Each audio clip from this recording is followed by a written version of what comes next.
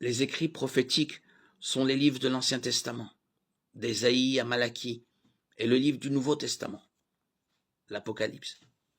Ils comprennent des prédictions d'événements futurs, des avertissements du jugement à venir, et une vue d'ensemble du plan de Dieu pour Israël.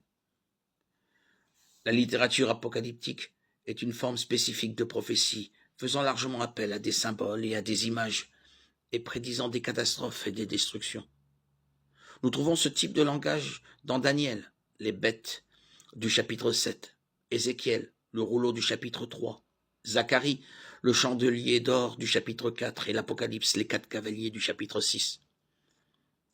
Les livres prophétiques et apocalyptiques sont ceux qui font le plus souvent l'objet d'une exégèse défectueuse et d'une interprétation personnelle fondée sur l'émotion ou un parti pris préconçu. Cependant, Amos 3,7 nous dit « Le Seigneur, l'Éternel, ne fait rien sans avoir révélé son secret à ses serviteurs les prophètes. » Par conséquent, nous savons que la vérité a été dite, et elle peut être connue par une exégèse soigneuse.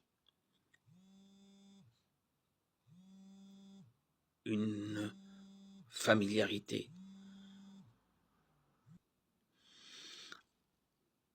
avec le reste de la Bible est une considération dans la prière.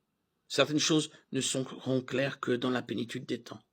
Aussi est-il préférable de ne pas supposer tout savoir lorsqu'il s'agit de littérature prophétique. Une compréhension des genres de l'écriture est vitale pour étudier la Bible. Si l'on adopte le mauvais genre pour un passage, celui-ci peut facilement être mal compris ou mal interprété, ce qui conduit à une compréhension incomplète et fallacieuse de ce que Dieu désire communiquer. Dieu n'est pas l'auteur de la confusion, 1 Corinthiens 14, 33. Et il veut que nous exposions avec droiture la parole de la vérité, 2 Timothée 2, 15.